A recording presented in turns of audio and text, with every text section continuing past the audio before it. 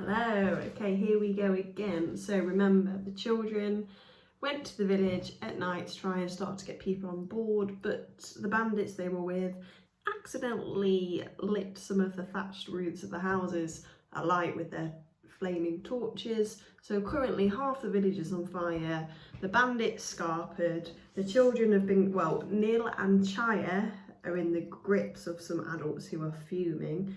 Leela is like shouting, saying, look, we ignore all of this for now, we need to put the fire out, otherwise the village is going to be a goner. But Noir managed to slip away and she's disappeared. We don't know where she is. However, Ananda is on his way to hopefully save the day and do the old school trump all the water everywhere. Well, not trumpet, but you know what I mean, with his trunk. But we will see. Okay, here we go. Chapter 40. Through the darkness bounded Ananda with Noir on his back. There you go, that's where Noir went. Silhouetted in a pulsing Auburn glow. Auburn glow. His trunk curled up in the air, trumpeting loudly. The man holding Chaya grasped when he realised what was happening. One of the mob whacked Neil on the head, sending him spinning to the ground. There was a shout from Noir, and she drove Ananda straight at the man. His trunk glinted in the light of the burning house, and the ground shook as he thundered towards them. In a moment, the mob's mood had changed from anger to terror. Even Chaya felt a thrill of horror as Ananda's powerful body bore down on them. The men scattered in panic. "Come on!" shouted Noir, Ananda's trumpeting booming through the smoke. Remember, Noir was even afraid to kind of get on Ananda as well, so she's come a long way. Chaya sprinted towards her, but Neil darted away to his home. "We need the king's men at once. The fire's spreading." Chaya hoisted herself on Ananda and urged him on. "This way, Ananda." "They're going to catch us," said Noir. "Shouldn't we get away?" "We can't. We need the king's men," she shouted as a warning to Leela. "The king's men will be here soon." Ananda drew back and shook his head at the smoke drifting from the village. But Chaya rubbed her foot on his right ear and turned him left, skirting the village as she made for the high road. Lines of flames snaked through the village and a couple of roofs blazed in waves of scarlet fire. Close to the walls of the city, she made straight for the old war bell. "Stop, Ananda!" Chaya manoeuvred Ananda over the crumbling plinth and patted him to calm him as the smoke drifted up and made Chaya cough. "Stay still, Ananda. Trust me. Be good now." She bent down and rubbed his head. "There's going to be a noise." Ananda carried the king at the head of all the pageants. He was well used to the sound of crowds and fireworks and mayhem, but she had to warn him anyway. "Cover your ears," she yelled at Noir. Chaya pulled herself up to a standing position, swaying and holding out her arms to get her balance as her feet rested on Ananda's warm back. She lifted the clapper and sent it crashing down with all her strength. Thrusting her hands over her ears, she flopped down on Ananda as they drove him as the deafening sounds tore through the air, the bells echoing all around the village and into the night sky. So they sounded some sort of signal that was incredibly loud to kind of say, "We've got a problem." Chapter 41. Chaya led Ananda back to the village. Noir pulled her tattered shawl over her nose and mouth as they made their way. "Neil will be with his family," said Noir. "Let's hope they're safe." Chaya hoped so too.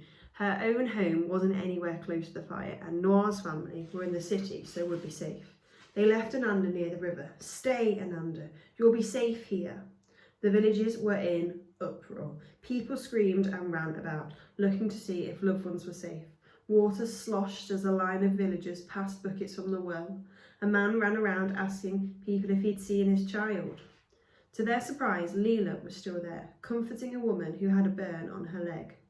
The first of the king's men had started filtering through, taking control at once. "Here she is again," shouted at the woman with the baby. "Thought you could run away, did you?" "We weren't running away," said Chaya. "I told you we were trying to help you." "Help us? How?" The woman advanced, her baby clutched to her chest. Onlookers drew nearer, forming a circle around them. Chaya lowered her voice. We came to work together against the king. We don't have to live like this, in fear all the time. The king's half-sister is ready to fight him and take the throne with our support." The people stared at her with hostility in their eyes. It was as if they didn't even know her. Bala's parents, Kuma the carpenter, the farmer Chaya helped once, friends of father's. "Don't even start with your lies," said the woman with the baby. "We're not going to let you drag us into any of your schemes and suffer any more as we already have. Thanks to you. You're nothing but a liar and a thief, and now you've gone and joined another set of thieves." She spat on the ground. "And you still wanted to put us in even more danger." "Is anyone hurt?" asked Chaya. "They're fine, no thanks to you," said the man with the singed shirt. "But someone could have been." There was a scuffle in the crowd as Neil pushed his way into the middle. "They did nothing. Let them go." "Look," someone pointed to the crowd. "That's Neelan, the jewel thief." "He's not the jewel thief. I am. You're both as bad as each other and dragging her with you. What did you want? A ransom from the merchant?" "You've got it all wrong," said Chaya. "I always knew you were a bad one," said another man. Your poor late mother must be squirming in her ashes." And because her mum had died. So that's quite a low blow, that one. The fire was dying down. Now the king's men were bringing it under control. "Guards!" shouted the woman with the baby. "Here, take them." Chaya's heart began to beat in her ears. "No, really, we weren't going to rob you. We came here to help you." "It's the truth," said Neil. "We would never hurt any of you." "Liars," said the woman, and she shook her fist at them. "My children could have been killed in their sleep." A group of king's men came forward, and one of the villagers indicated to Chaya and Neil. "They did this." "This is the jewel thief," said the older woman, thumping Neil on the back. "I found him for the king." "Not just the jewel thief," said the woman with the baby. "The girl who got him out of jail. And not only that, but then they go and join that lot in the jungle and bring them here." The leader of the group of king's men, an older man, raised his eyebrow. "They were with bandits." "Yes, they came here to loot and burn our houses." Chaya felt sick. This was it then. The crowd was turning to their right, everyone craning to look at someone coming towards them. Over their heads, Chaya saw Ananda being led by a boy. "It's the king's elephant. They'd left him by the river." The older guard turned back to them and sighed. "Let's see now. Stealing the queen's jewels, breaking into jail and releasing all the prisoners, causing damage and destruction in the royal compound, stealing the king's elephant, bringing bandages in the village, and finally setting fire to it." He turned under his breath. "You can kiss your lives goodbye." Chaya felt numb. Next to her, she felt Noir shiver. "I tell you, it was me," said Noir. "I made them do all of it." "Oh, shut up," said the guard. "You three are more trouble than it's worth." "5, shouted a man, pointing at Leela and Gamage. "Don't forget the bandits." A shadow passed over Leela's face. The guard shouted out an order. "Men, round them up. We're taking them to the king." We can fit the other one in. Chapter 42. The guards surrounded them on all sides. They marched through Narisi and into the king's city, and the whole village seemed to follow them. The people held torches aloft, a braying mob shouting for justice. More and more people from surrounding villages joined them, alerted when the bell had rung.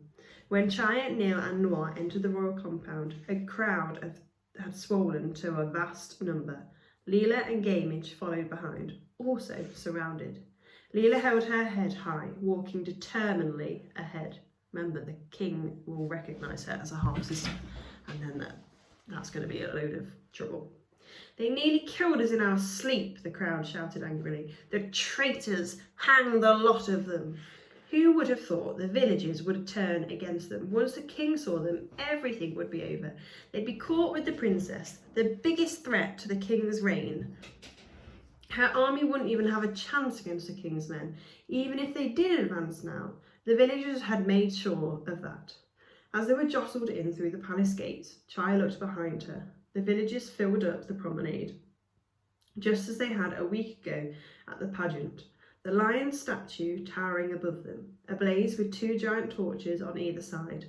A lone figure in purple stood there, watching. General Sari. They were pushed up the stairs by a band of guards. Noir clutched at Chaya's hand. She was drenched in sweat, and Nil looked pale and ill. Chaya gasped when she saw the crowds below, a sea of floating torches on the palace promenade and lawns. The crowds must stay there, said General Sari. Let only the children through. The guards beat back the throng, trying to follow up the stairs. Back! Only the prisoners from this point. General Sari considered them as they went up. Who's the girl in the middle? She's the daughter of the merchant Kasim, said Chaya. She's completely innocent. I didn't ask for your opinion, he pointed at Noir. How did you get mixed up with them? Noir looked petrified. I don't know. Nil stopped near General Sari too. Chaya didn't do anything either, sir. It was all me. I forced her to do everything she did. Please let her go. Lovely, loyal Nil. The idea that he could force her to do anything. General Sari smirked, his bottom lip quivering like a leech. You're in no position to ask for anything. Take them inside. And who are these? He was pointing at Gamage and Leela. Bandits, General, said the guard. The children brought them into the village. Leela stared straight at General Sari, but he hardly gave her a second look. He waved them away, saying, throw them into the dungeons too. They all trudged past General Sari and into the inner palace complex. Tiny torches twinkled over the dark courtyard, the amber flames reflected in the rectangular pools on either side. Where are you taking us? Chaya asked a guard. You heard the general. To the dungeons for the night. The king will see you in the morning. Nil gasped. The king himself? Haven't you seen the crowds outside? This has become so big, he'll hear you out in person, he shrugged. I reckon it's certain death. Nil dropped his voice. Listen, Chaya, they think I stole the jewels. I'm going to admit everything else. I don't want you to complicate anything by butting in. What kind of a useless friend do you think I am? Sorry, I can't let you do that. Please, Chaya, listen to me. Leela's been caught. Everything is over. At least you and Noir can escape with your lives. No, said Chaya. Never. You have so much going for you. I'm just a poor woodworker. As long as my parents are provided, no one is going to miss me. Tears were falling freely on Noir's cheek as she listened. That's not true, said Chaya, and you know it. Chaya, please. Chaya tried to stop the sob that was threatening to escape. When have I ever listened to you, Nil? I'm not about to start now. Nil looked at her sadly. I'm sorry for everything. Light and shadow crisscrossed the blue-tinged stone walls as they went through the dungeons, and far below them the crowds waited. The guards fanned out all over the palace. There would be no escaping now. They were finally at the mercy of the king. Oh no. Right, so the children are most likely going to die unless they pull off some sort of miraculous, I don't know, escape plan or like story. I don't know. We'll have to see tomorrow.